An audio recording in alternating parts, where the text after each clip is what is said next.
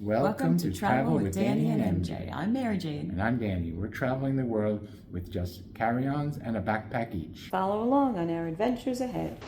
We're going to Marrakesh.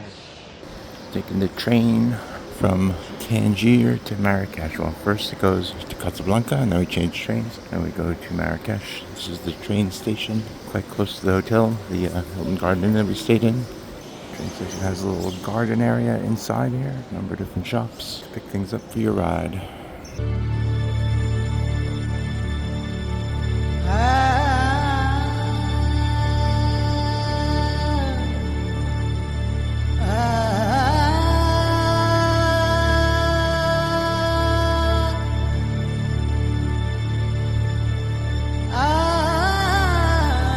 This is the cabin we were in for the leg from Casablanca to Marrakesh. It was fully packed while we were in there. Not as nice as the first train.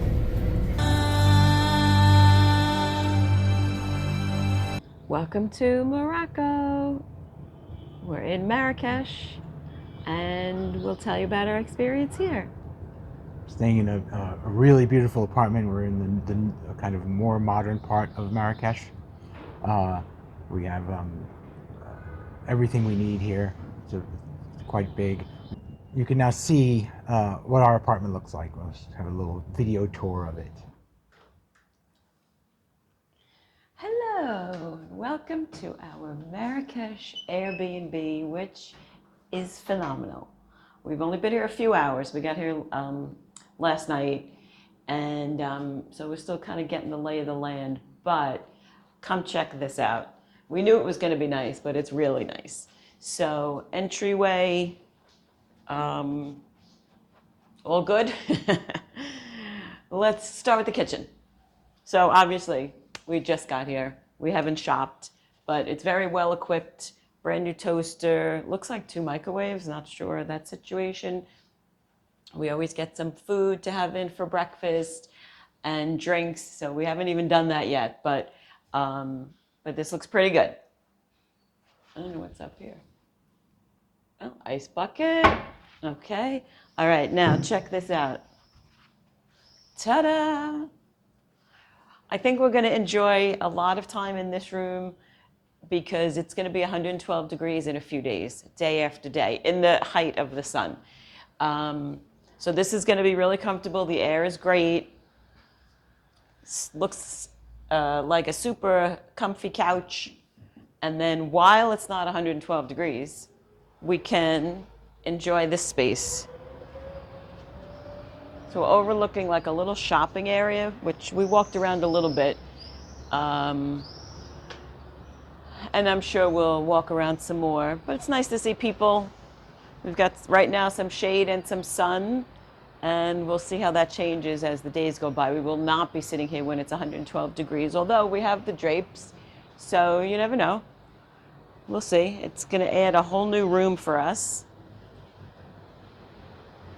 Things get started slowly here because it's 10 o'clock in the morning and there's not much going on. So really nice living space. I cannot wait to just get settled on this couch a couple times, watch some movies. All right, so now we do need to check out the rest of the place. And it's pretty good too. So back into the foyer, we have a very nice half bath, which is good. We have a second bedroom, which we purposely got because we do have guests coming. And this is a pretty nice room with an ensuite. There's plenty of closets in each room. You want to check out the bathroom?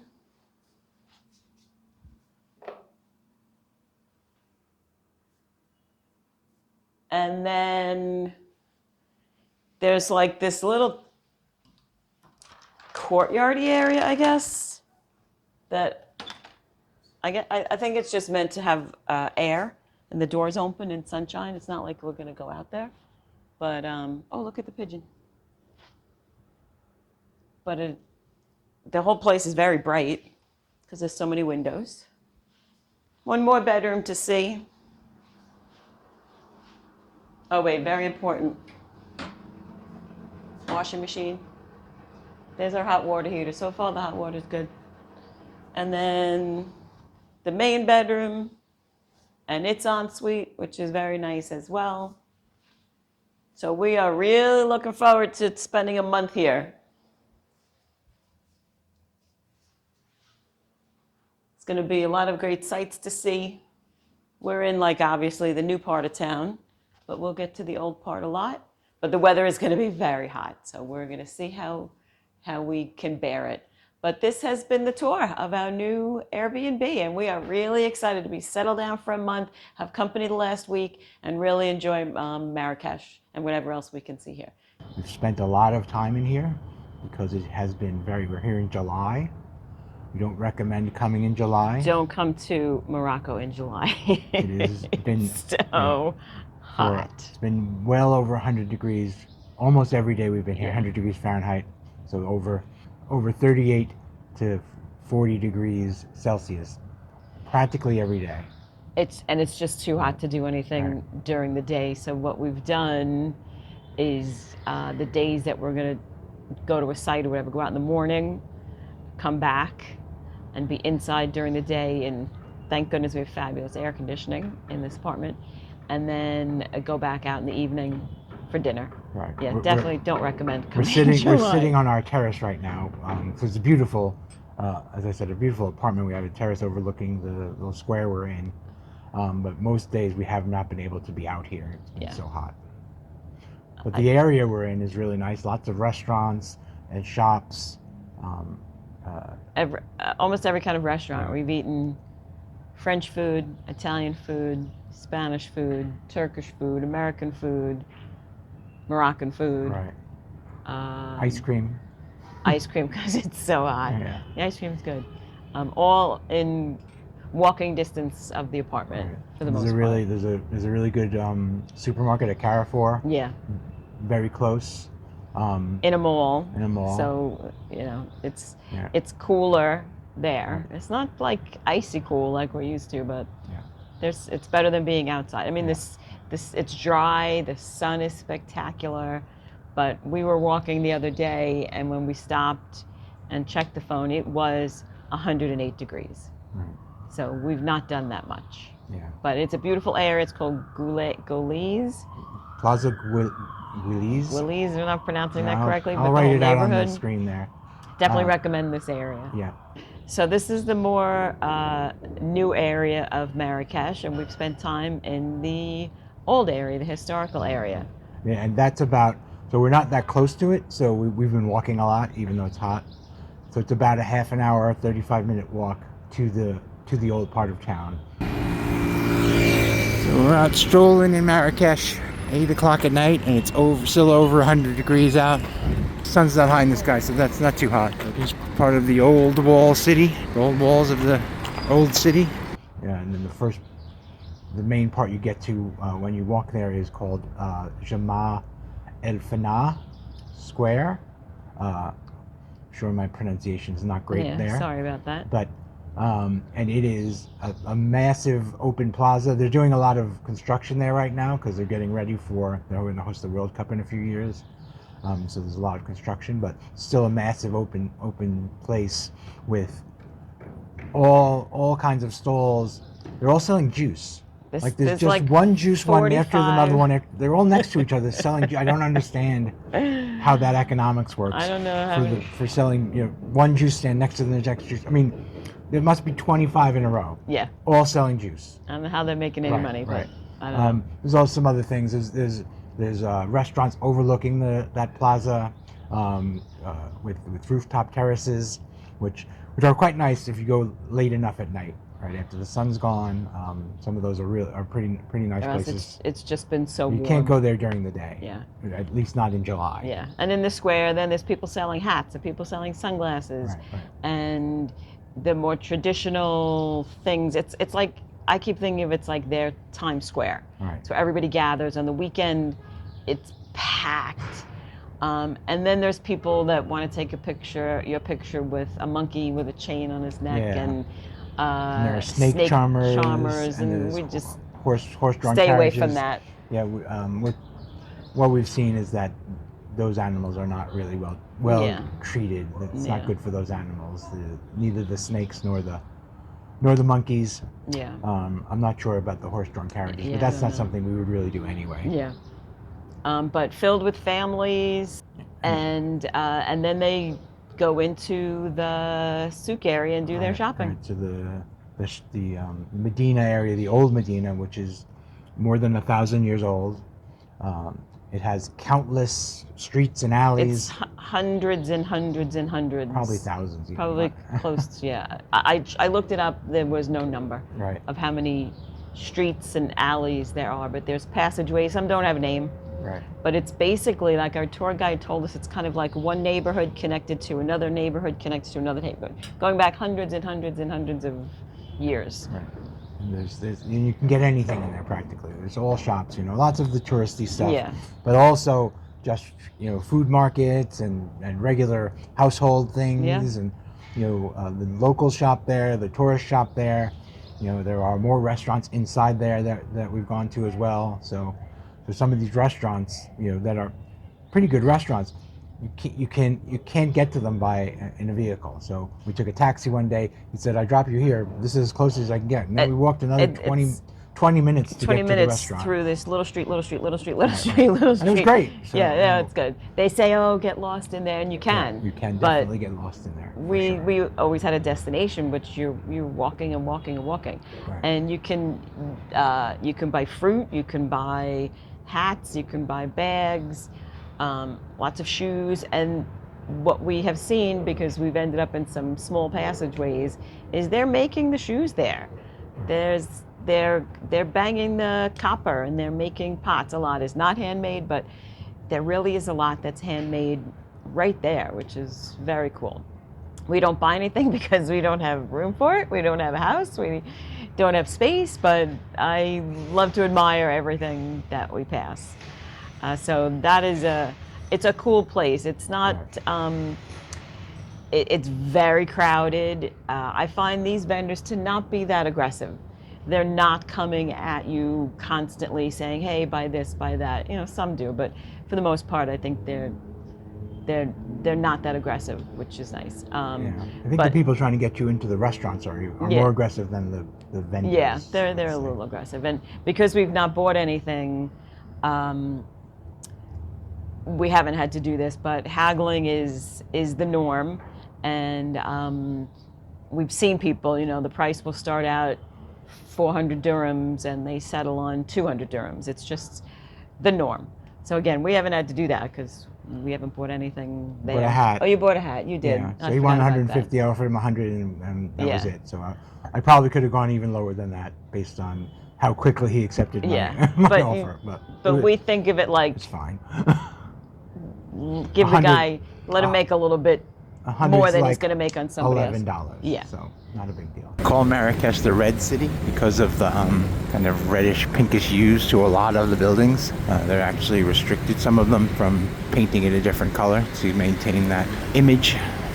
So in that area, in that Medina area, we visited some sites. So there's called the Secret Garden, which is a beautiful what they call riad. It's a very big riad. So riads are traditional homes here, but they were probably for the more wealthy people. But they're big open courtyards with the buildings on four sides, but the courtyards open to the air. And this secret garden, it has lush vegetation and fountains in it, and it has a tower that we went to the top of. So that was a beautiful thing that we saw. Mm-hmm. We're in the Secret Garden, which one of the largest riads, which is kind of the traditional homes here in Marrakesh, where each home will have a kind of a central garden. This is actually the front garden, so we're going to go inside and see the larger one. It's called the Exotic Garden. Lots of palms and other kinds of plants here. Big cactus, very tall cactus. This is the main garden. It smells really nice in here. Gotta figure out how to do smell-o-vision on my videos.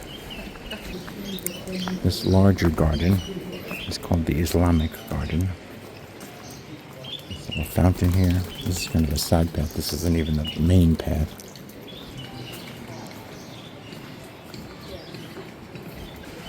This is kind of the main central path through the garden. Beautiful tile work here. Goes on to the gazebo, and then there's a tower which we will go up into. Shady place. It's very hot, as it's been the whole time we've been here. And people are relaxing in the shade. Lots of lovely places to sit, enjoy the nature of the place. There's a terrace that overlooks the Islamic main gardens, and then we're head up to the tower.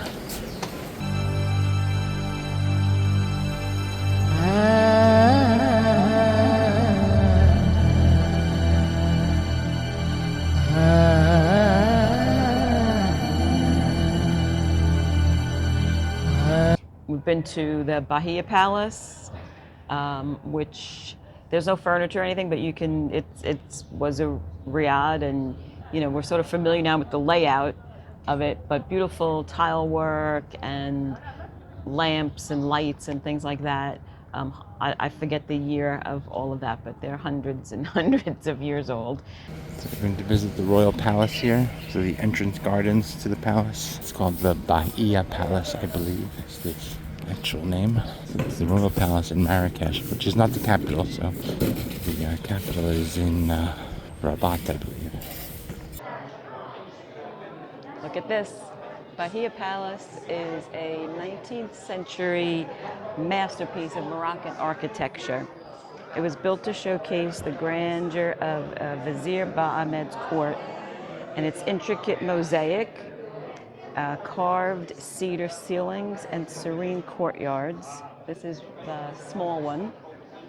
Reflect the finest craftsmanship of the era. It was once the home to royal wives and concubines, but now it is a museum, and it stands as a tribute to Morocco's past. This part of the palace is called the Small Riad. It's a garden. It's got orange trees in it. The kind of woodworking is really intricate. So this is the large courtyard. Got some restoration going on here, but they're doing a lot of restoration in Marrakesh and Morocco all over, because they're hosting the World Cup with Spain and Portugal in 2030, and they're also hosting the African Nations Cup, I believe, next year.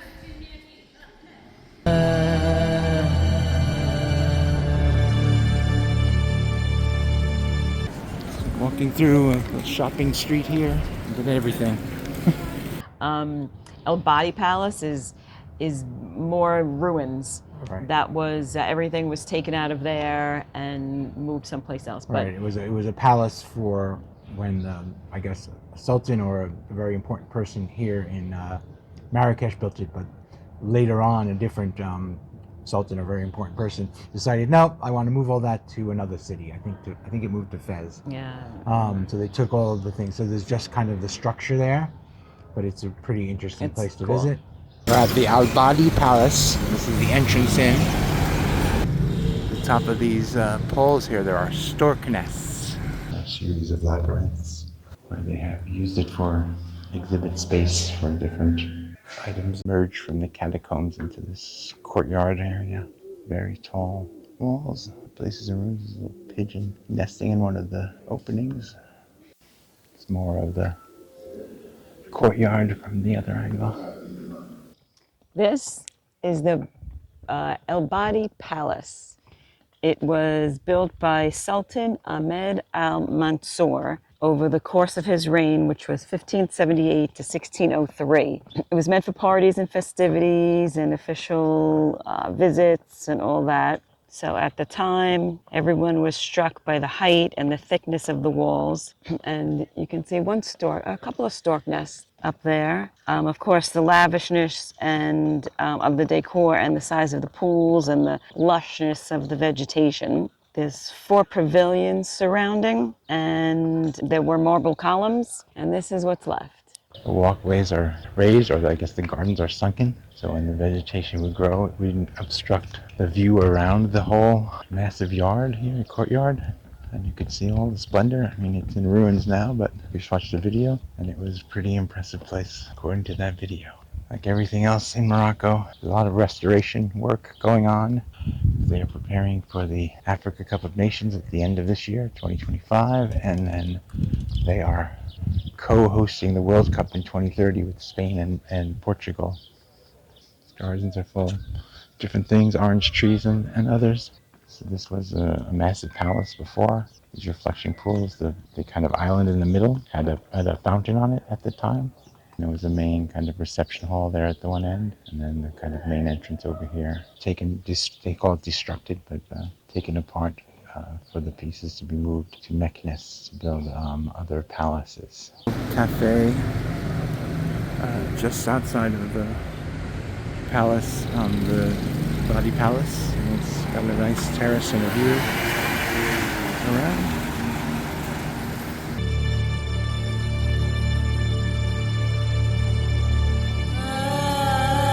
We're at the Saadian Tombs. Sorry for my mispronunciation. It was only rediscovered in 1917. It was built by Sultan Ahmed al-Mansur, and it holds the remains of over 60 members of the Saadian dynasty, including the Sultan himself. The tombs are known for their Carrara marble and intricate wood ceilings and the vibrant tile work that they call Zelig tile work.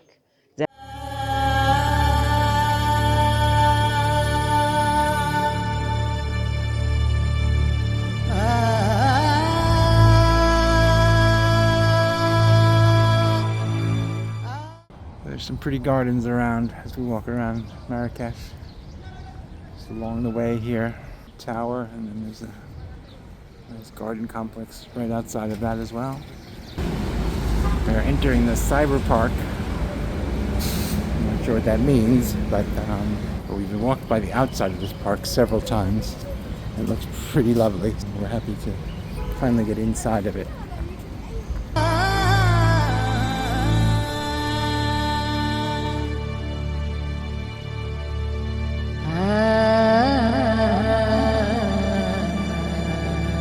But another thing that we saw in that area was the Marrakesh Museum, which is kind of I guess you'd say a modern art museum. Not really. I mean, an art museum for sure, with both paintings and lots of Again, lots of tile work and woodwork and plaster work. Right, and Beautiful. clothing. Beautiful. Right, all kinds of different things to see. Yep. Did we see The Ben Youssef Madrasa, which Madrasa means school.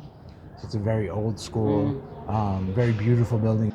We are at Madrasa Ben Youssef, which is a 14th century Islamic school. It once housed over 800 students studying theology, law, and the sciences. It's magnificent. Look at that. We're in the central courtyard. The courtyard has an oblong basin which served as a cooling system for the madrasa. And there are two bronze water jets facing each other. The architecture is of Saadian artistry. Look at the stucco carvings, cedar wood, and the Zelig tile mosaics.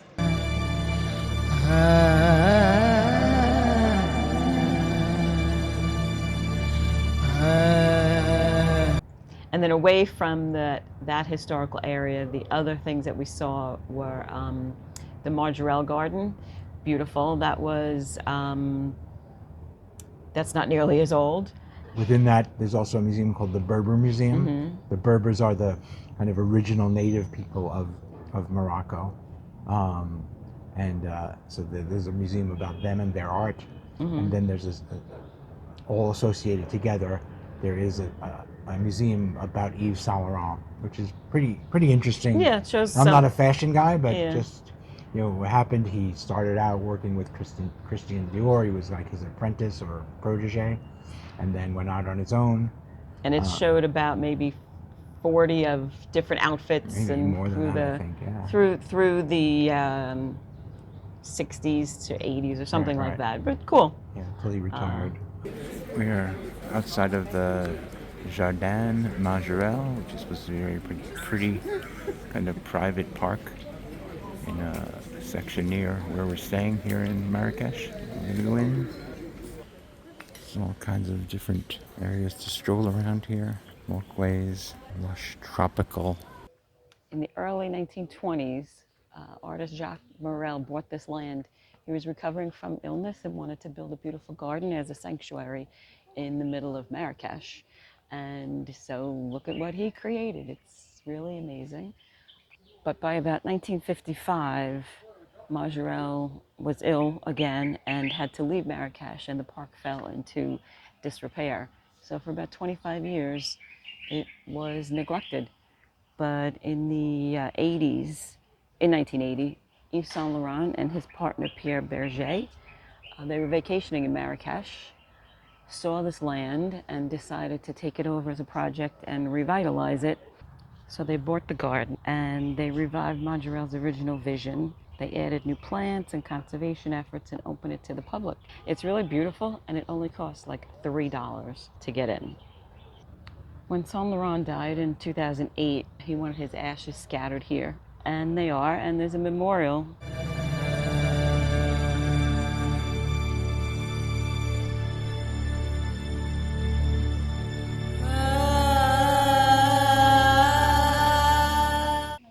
And look at this beautiful bridge. This color that we're seeing everywhere is now called Majorelle blue. It is a color that was created by Jacques Morel in the 30s, and he was inspired by the intense blues found in Moroccan tiles, Berber's textiles, and the desert sky. He used this color extensively to contrast the plants and the garden.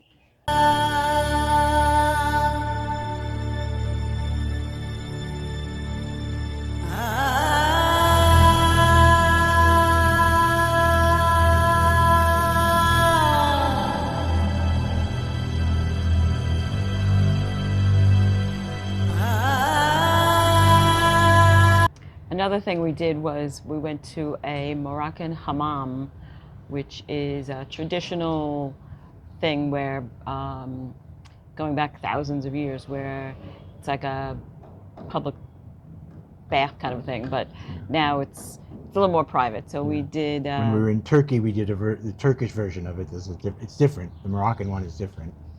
We went to this spa, basically. Yeah, it's a spa. Yeah. We did. There's probably more touristy version of it. I don't think it's exactly how the real local Moroccans do the hammam, but it had all the elements, I think. Yeah, so we were brought into like a steam room where they kind of washed us off, rinsed us off, put this green algae stuff on.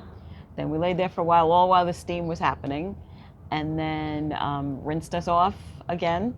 They washed our hair, everything. And then brought us in, and we had massages. We had an hour massage, which was nice. Very nice. The whole part of the whole sequence normally is, heat to relax your body, and we were exfoliated. Forgot that part.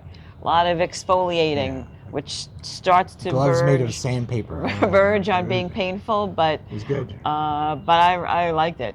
Yeah. You really feel like your skin is getting deep cleaned, and even in the massage, which I haven't had before, is they like really massaged your face. So that was good, and my skin felt great after that. So that was another. One thing about that we didn't know when we arrived was, well, when we did it in Turkey, you keep underwear on, but in Turkey, they gave you these kind of disposable temporary underwear. Here they said, keep your underwear on. So our underwear was all wet. We didn't know to bring like a change of underwear or whatever for this. So, but by the end, it was, It was almost dry. We were there like fine. 2 hours or whatever. But if you come and you do one, either check with them that they're going to give you the disposable underwear or bring an extra pair. I have to say, it didn't feel awful going out in the heat. Go back out in the heat with your underwear that's like slightly damp. It was like a little bit cooling for a while until it felt swampy again. So, But it was a great experience, yes. really. Okay, and then I got a haircut at Omar Barbershop, and it's probably the best haircut I ever had.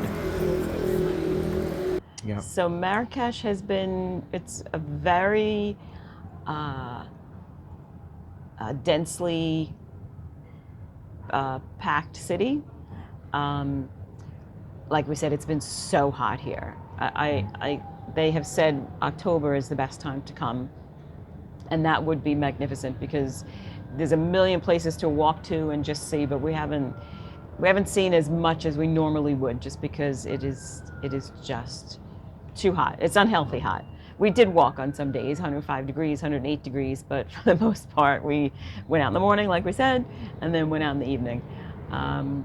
But definitely recommend Marrakesh. We've also seen other cities in Morocco that we'll have other videos See about. those videos. Yep.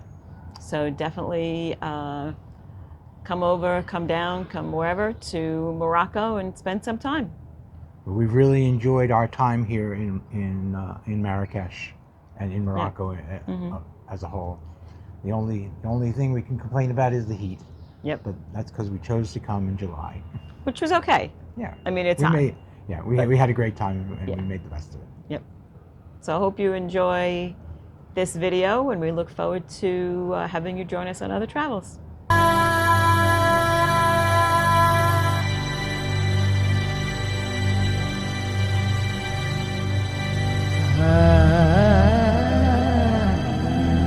Thanks for traveling with Danny and MJ. We look forward to seeing you on our next adventure.